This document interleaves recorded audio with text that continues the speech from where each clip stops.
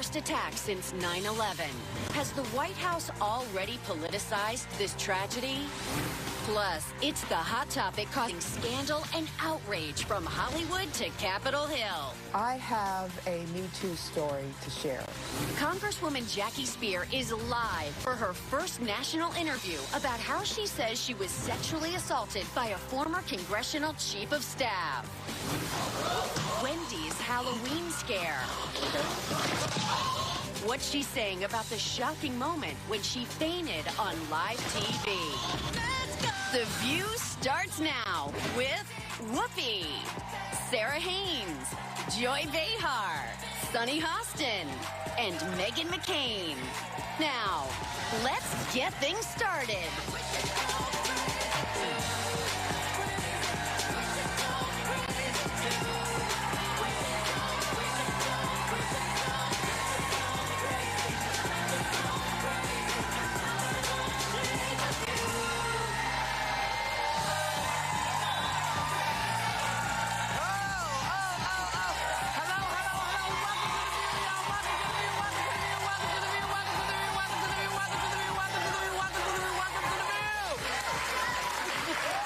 First of all of us here are sending our love to everyone impacted by this insane terrorist attack. Really, the first one we've really endured since September 11th. 8 people lost their lives after a man from Uzbekistan, who's been in the U.S. since 2010, used a rented truck to plow into people on a New York bike path in an ISIS-inspired attack. I mean, they weren't sure what it was. Initially, they said it was a road rage thing, but which wasn't ringing true for a lot of folks. Oh, yeah. I mean, I think what a lot of people did on September 11th. I started trying to find my family, you know, that live in that area or work near that area. And it's that terrifying feeling that you get that, oh my goodness, this is happening again. Well, we talked about on the show when the things your mom will do to find you. Oh, yeah. I had been in a place with a bad signal and was totally checked out. I walk out and I see my mom's called me twice, and the text on the voicemail was like, your dad and I haven't heard from you. And I'm thinking, Mom, like it's been 24 hours. And then I saw, and then it panicked me. I was like, oh my gosh, what's going on? Exactly. Yeah. I mean, this is my neighborhood, and one of my best friends was in the grocery store across the street when it happened and heard everything and came out and was panicking. She's 9 months pregnant, hysterical afterwards, so I called her. And the thing about this is that the trend of taking cars and jamming it into mass groups of people and crowds is the new trend with ISIS. We see it in Europe. We see it happening in the United States of America. We were talking a lot in the commercial break, and one of the things that, Joy, you and I are in agreement with is the social media's responsibility in this, meaning that this guy had a track record on social media. Now, I don't know about you, but when I look at shoes on Zappos, somehow magically a little ad appears on my Instagram and appears on my computer. So if you can track what shoes I'm looking at to buy, why can't you track the trends of people who want to hurt Americans? I think they do. I think they do, though. I mean, the NYPD has been incredible. Like I said, we haven't had this since many years ago now. So they are doing an incredible. They are doing I don't know if you can stop this type of thing. And what I was reading is that, you know, Trump wants to put in extreme vetting. He's upset about extreme. He wants to make it even harder to get into the country from certain. But my feeling is any tourist could come over here. You could come from Spain, Italy, France, all the countries we still love, Germany, and get a driver's license, get a zip car or something, or a van, and plow into anybody. So how does the extreme vetting help, really? Well, it doesn't. And it also doesn't help because this guy was from Uzbekistan. Uzbekistan is not on the list of countries that he wants to ban. And what was sort of hypocritical to me is, you know, when the terror attack happened in Las Vegas, everyone was saying it's too soon to talk about gun control. It's too soon to talk about this. Yet, this very same day, we hear from the administration, extreme vetting. This is terror. We need, you know, why don't we, this selective outrage that we're hearing from this administration is really concerning. Well, I just want to point something out. You know, slightly more than 1 million people have entered the U.S. under this program, based on the analysis of the State Department records. At least 24,000 people. Thank you. Have entered the country from Uzbekistan since 2005, according to record. And the program, which has its origins in the 1986 Special Preference Program, requires applicants to have no criminal record and to come from a country not on the list. But the point you're making is that they're radicalized here, which Well, when we're part of the point I'm making is that you can't. There are sometimes where you can't stop stuff because you don't know when it's happening. So, you know, he sort of threw Chuck Schumer under the bridge and said, you know, this is your fault. But the bottom line is, look, you can vet people as much as you want to. And if they make a shift in the middle, there's nothing you can do about it. Now, there are things we can do. So now that we've seen all of this in Europe, I would like to make some suggestions. You know, when you have a bike path, and you need, you know, utility vehicles to get up and down there, they should have to swipe in order to move something that will allow a truck to get through. And then once they get the truck through, these come back so that the bikes can get through, so you can't drive a truck up. Yeah, when you have those barricades in front of churches and things that they have those in front of Time Warner Building. They have them in Times Square now. Sunny, real quickly, just to point out, I do think it's interesting that after the shooting in Las Vegas, and we spoke about gun control, people were like, oh, you're politicizing it. And then jumping to Schumer within hours of this happening. But the distinction that I can get on board with is terrorism is specifically defined by the motivation being ideological, religious. So the fact that he came out screaming that, and also leaving notes pledging allegiance to ISIS. To me, it's not too soon to call it terrorism. No, because it definitely is clearly stated that. Whereas we can't find the motivation still for the Vegas shooter. Go ahead. Well, it's just important that this isn't an American thing, this sort of anti-immigration rhetoric. Look at Brexit. Look what's happening in Germany after they let 1 million immigrants in. Angela Merkel probably won't get reelected. Every global leader that came in with Obama in this sort of progressive, open borders policy have not only been voted out, but they just don't exist globally anymore. So I think when we're talking about rhetoric, this isn't just uniquely to America. This is happening all over the world. No, it is happening all over. But unfortunately, we are in a situation where the conversation starts with you people. Do you know what I mean? It's the otherism. And the reason I pointed this out is because thousands of people come into this country every day from other countries, and they respect us, they take care of us, they look out for us, we look out for them. And there are those folks, and whether they're homegrown terrorists, you know, we don't know what the man was yelling in Vegas. When he was, we have no idea what he was doing. But that's terrorism as well, because it's not just the ideology that we don't know much about, but it's also the ideology that says, you know, you shouldn't be here. You shouldn't have the right to exist. Or I'm going to domestically terrorize. Well, the terror part I get, the inciting He's a domestic terrorist. But the motivation is usually what the business of not talking about the guns after that was a ploy for the Second Amendment people, I think, to say, let's put it on a back shelf and that people will forget about it. Meantime, remember what happened that day. He had one of these assault rifles, and he added something to make it even worse. The lock stock. What do they call that thing? The lock stock, isn't it? Well, yes.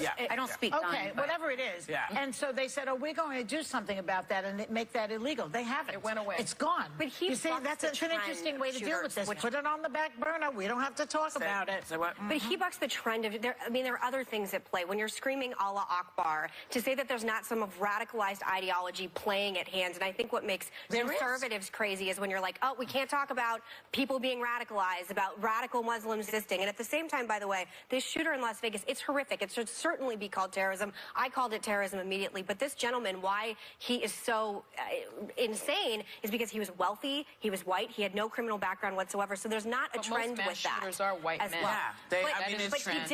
But they're not normally wealthy men that make over, I believe, $1 million a year. So we don't know his motivations. We don't know his political motivation.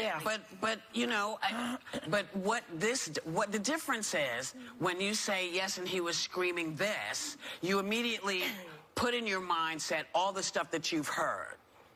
When you have a white male terrorist, people don't, you don't have the same response as you have when you say he was yelling, honor to Allah, or whatever he was yelling. That is the profile of a white male shooter. And so what are we going to do now? Should all white males be extracted from the country? No. Should they be extremely vetted? I mean, that thinking doesn't make sense. There are white men that are radicalized. Yes. You know, we have people flying from Minnesota to go Also, I think train also with we ISIS. should focus on what happened yesterday. I mean, and not that the Las Vegas shooting wasn't a complete and utter tragedy, but when we're talking about open borders, when we're talking about immigration, the red meat of what I believe got President Trump elected president was saying this. I was against the travel ban. First of all, it doesn't include Saudi Arabia. The 11 hijackers on 9/11 were from Saudi Arabia, number one.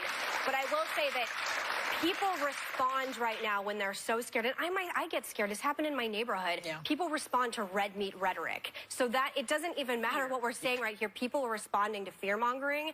And we have to learn how to speak in a language and translate that, like, again, what I just said. The travel ban actually doesn't do anything. This guy was radicalized here. The San Bernardino shooter, Chicago. Pulse nightclub shooter, Long Island. These are American. But the bottom line is, you know, when you talk about radical terrorists, you are describing a specific group of people. When we talk about terrorism, we don't talk about, you know, they don't like to talk about domestic terrorism because it opens a door to a question that they can't answer, which is how do we deal with these angry white men who are wanting to shoot people up, who think all women should be doing this, who think all brown people should be over here. How do we deal with that? Because they're just as... The Harvey Weinstein scandal has been a rallying cry to join the war against sexual harassment, and it's expanded from Hollywood to Capitol Hill. Congresswoman Jackie Speier came forward with her own story of sexual assault, and it went viral. Take a look. I was working as a congressional staffer. The chief of staff held my face, kissed me, and stuck his tongue in my mouth. So I know what it's like to keep these things hidden deep down inside. Many of us in Congress know what it's like, because Congress has been a breeding ground for a hostile work environment for far too long. Wow. Now she joins us live from Washington, D.C. Hello, Congresswoman. Good morning. Congresswoman Speier, it's Joy Behar speaking. But before we get into that topic, we were just talking about yesterday's terror attack. The administration saying they want to step up extreme vetting. And I made the point that might help a little bit, but there are tourists coming over here. Anybody could actually do what this guy did yesterday. Was it yesterday or the day before? Yesterday. So what do you think about all that? What do you say to all that? Well, Joy, you're right. Actually, we have a situation in this country now where lone wolves are everywhere, and we have extraordinary law enforcement and intelligence officers who are surveilling them. But it takes an inordinate amount of labor and time and effort, and sometimes we catch them and sometimes we don't. But extreme vetting is not going to solve this particular tragedy, because clearly he had been here for 7 years and had become part of the community. Right, right. And anybody can just come over here.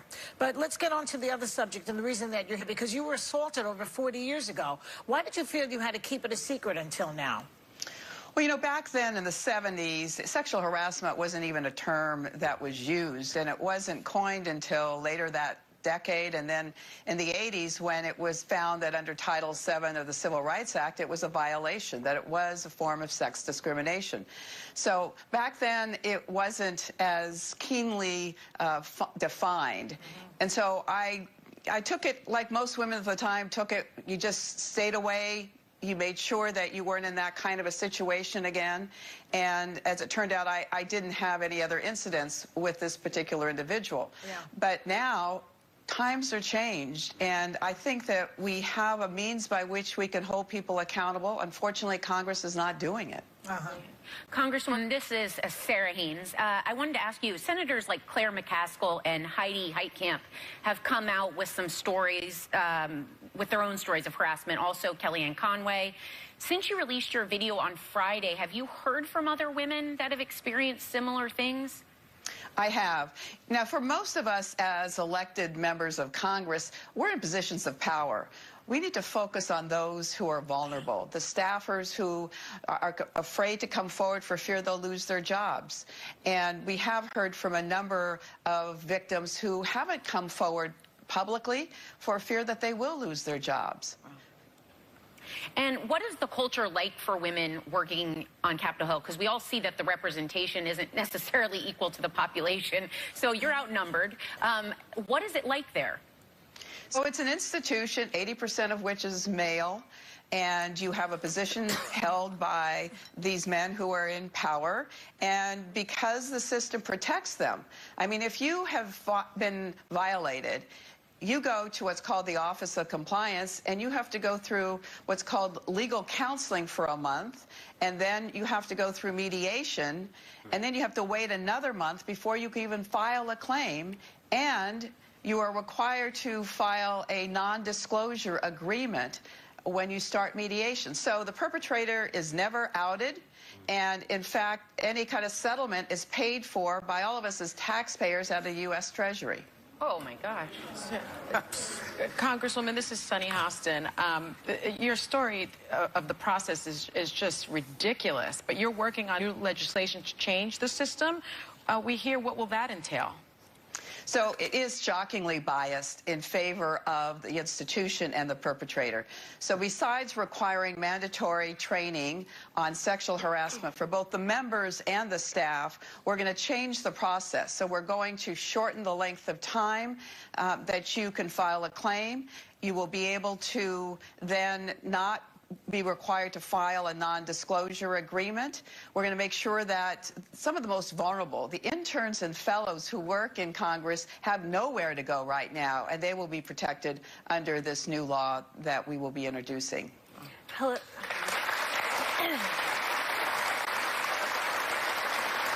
Hello, Congresswoman. This is Meghan McCain. So I just want to switch gears here. We've been talking a lot about Mueller's Russia investigation since it began. You are a member of the House Intelligence Committee. Can you tell us what we can expect, and who do you think should be nervous at this moment? Well, I think Michael Flynn will certainly be someone who will come under the crossfires of the Mueller investigation. I would suspect that he will be indicted as well. I think that the Mueller investigation is doing an extraordinary job of being non-political, looking at the law and basing their decisions on the law. I think the investigations going on by both the House and the Senate are much more complex because they're political institutions, and certainly in the House there is a difference of opinion as to what we should be looking at. But for all of us as Americans, we do not want an adversarial force to come into our country and impact our elections, and that's exactly what the Russians did. And what do you think about Trump dismissing Papadopoulos as an errand boy? What do you think about that? Well, you know, he's very good at somehow suggesting that everyone's a volunteer. And the truth is, in the campaign, a lot of people were volunteers. Even the chairman was a volunteer. A lot of people didn't get paid that were supposed to get paid. But he was right there. He was right there interacting with the top members of the Trump campaign hierarchy. He was sitting at a meeting with the National Security Advisory Committee. The president, when he was a candidate and was asked by the editorial board of the Washington Post as to who his national security advisors were, he mentioned George Papadopoulos, and you know, he doesn't have the ability to remember a lot of names, so I thought that was significant in and of itself. And that's a hard one to pronounce. Congresswoman, the next time you're in New York, come and sit with us at the table. And just not for nothing, when you talk to these interns that you were talking about, tell them they have to stick together and they have to have each other's backs. And if they have that, they'll be protected until you can get stuff in order, because nobody should be nervous about talking. They can talk to their friends. If they got each other, then that's step one. Thank you for coming, Jackie Spear. Strengthen. Come back again. We'll be right back. She's great.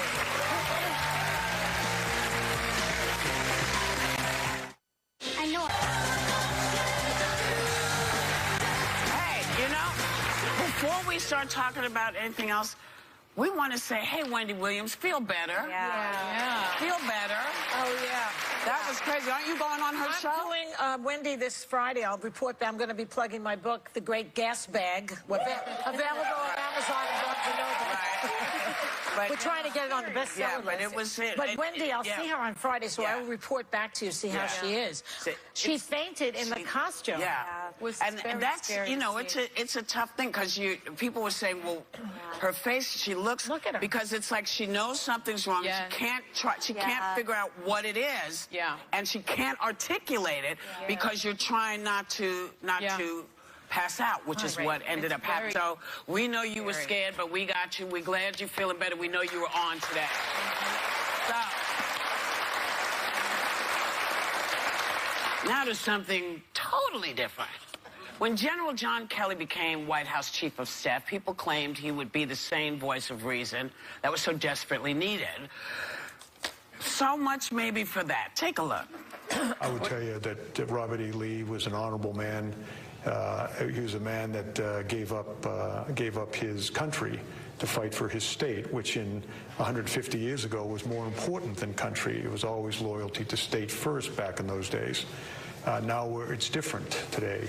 But the lack of an ability to compromise led to the Civil War.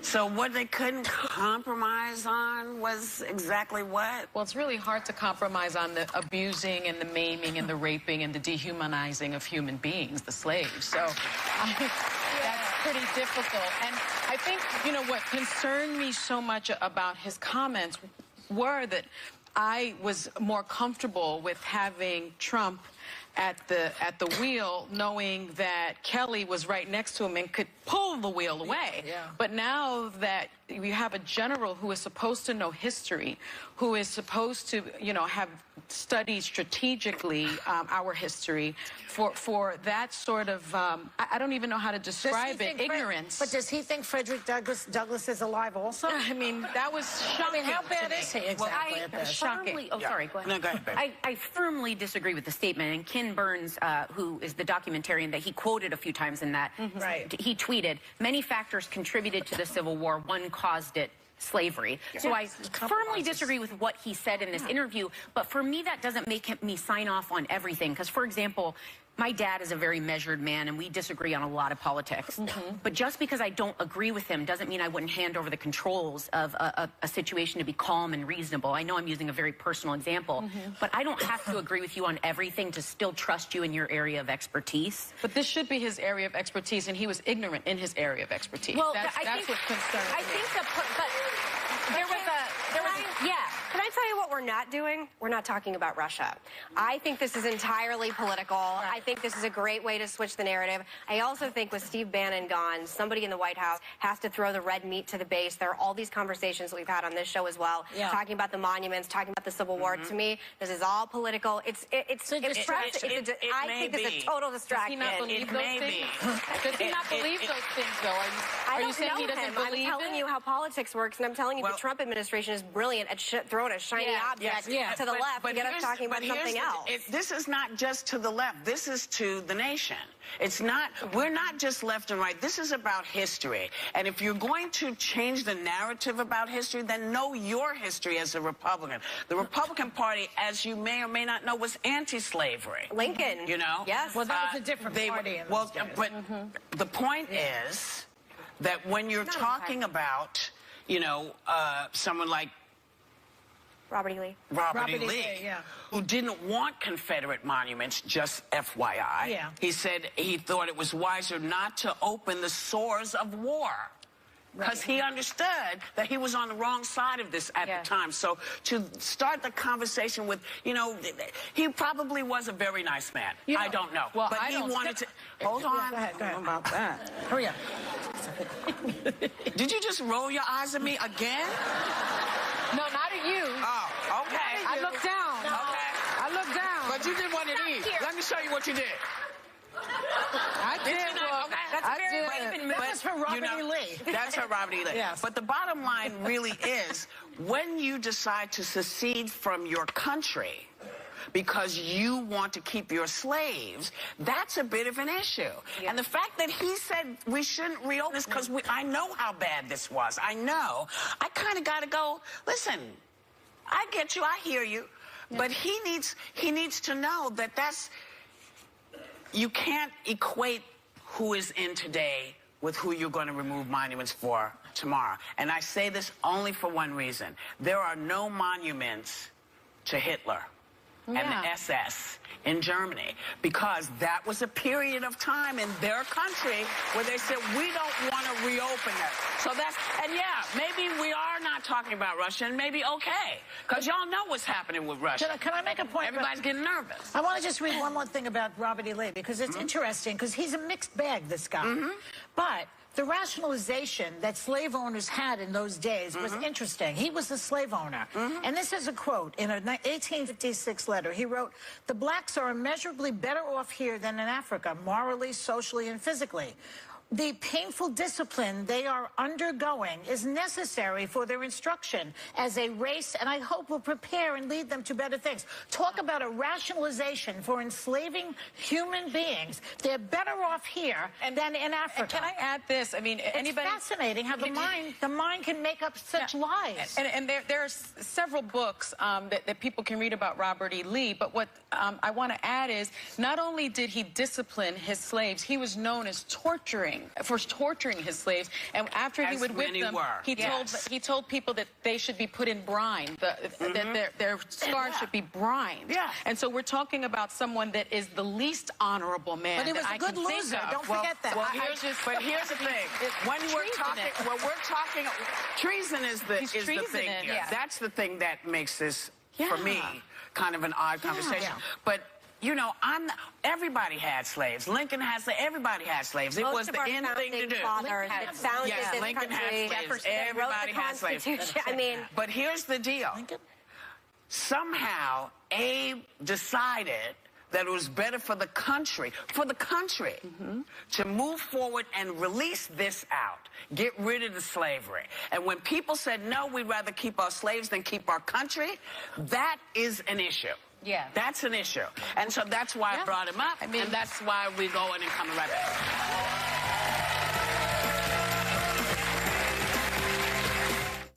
It's all pop culture. So, welcome back. So apparently the new guy demonized political correctness in his tweet about the terror attack. But a new poll found that 71% of Americans say that being PC has silenced discussions we need to be having. So I'm going to ask, what do you think is, give me an example of what is political correctness is to you.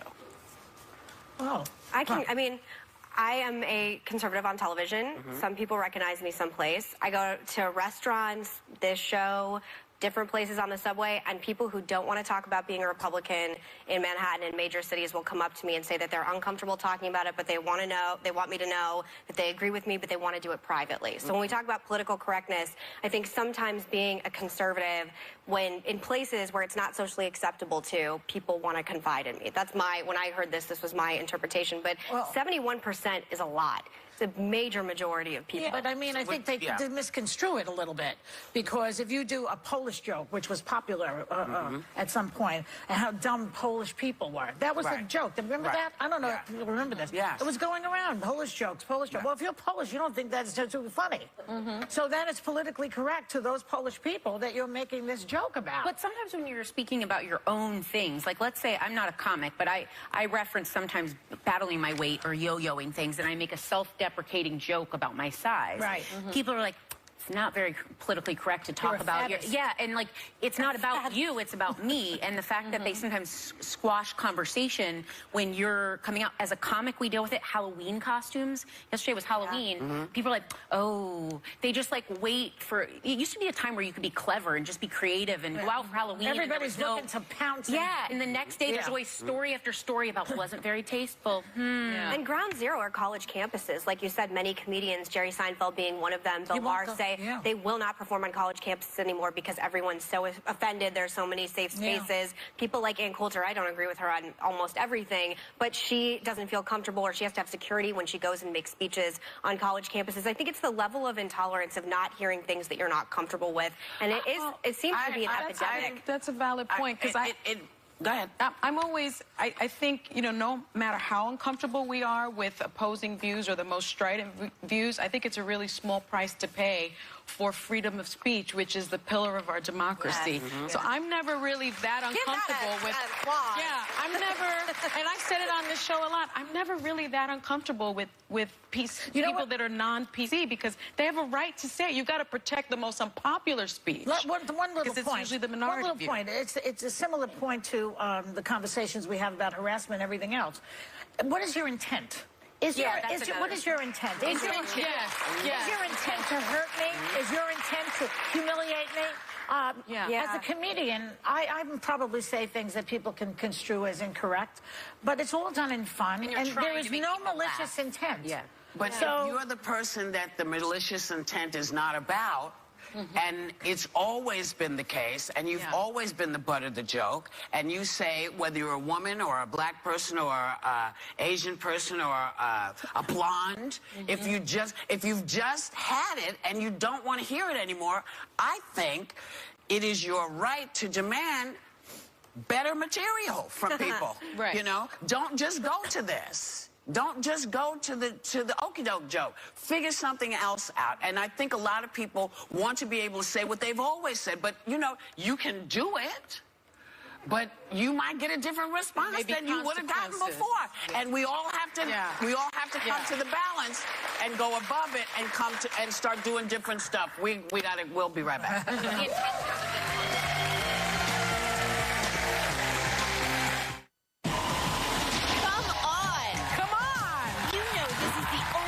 In daytime, dishing out the hottest topics. Give me some credit. I'm a tough chick. This is why you need women running the world. People want change. You're right. You're right. Oh, boy. That went too far, I guess. So grab your phone and join the conversation. I'd love to see that. And don't miss The View on ABC.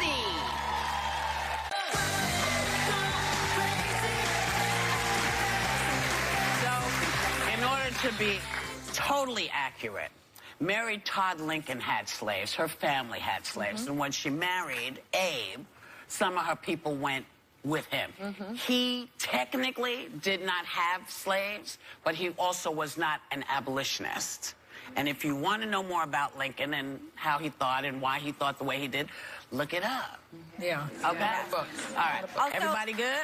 Angela Merkel won her re-election. Yes, she I misspoke. I apologize. Anyone else? Well, apparently wedding season is wrapping up around the country. And a newly wedded bride wrote a blog on Refinery 29 about how she was hit with a severe case of post-wedding blues when it was all over. What does this mean, post-wedding blues? I don't understand. Well, there's a letdown because you're the center of attention. You're wearing a beautiful dress. Everybody loves you. You're doing the electric dance or whatever that thing is. And then you cap it off supposedly with great sex. And then the next day it's back to normal. I didn't experience it that way, but I did. You know, I'm so old. Guys, I remember times when people had sex on their wedding night. We ate cake in bed. Well, that's what a lot of people do. No. I don't know if you experienced this, Sarah, but for me... The look on your face right now is everything. Well, because when I think of post-marital issues, I think, oh, she woke up and went, or he woke up and went, oh. That was you? No, right? To me, that's not what they're talking about. They're talking about something. I thought that's what they were talking about too. But there has to be some correlation between the most over-the-top weddings that I've been to, ones that are so expensive to fly to and go to, and then they're like, I've had this experience. A good friend, super huge, very expensive wedding to go to, got divorced like 6 months later, and I was like, I spent a lot of money celebrating you, and then all of a sudden, can I get the blender back? You wake up thinking, oh my God, I just did this. Yes. Wait a second. What do you want, a warranty on every time you go to a wedding? Yes. You should get at least a 1-year guarantee.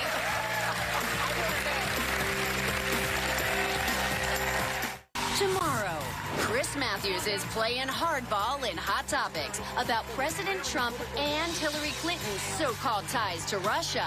Plus, the amazing Andy Serkis on being the master of motion capture acting and why people are gasping at his latest movie, Breathe. Welcome back.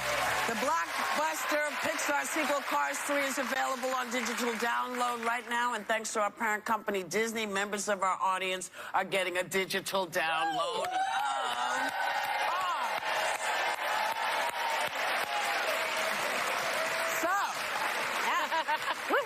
There we are. The show is over. The show is over. So, except your puppy named Bernie Sanders is backstage. That puppy is really cute. Thanks for watching. Thanks for coming.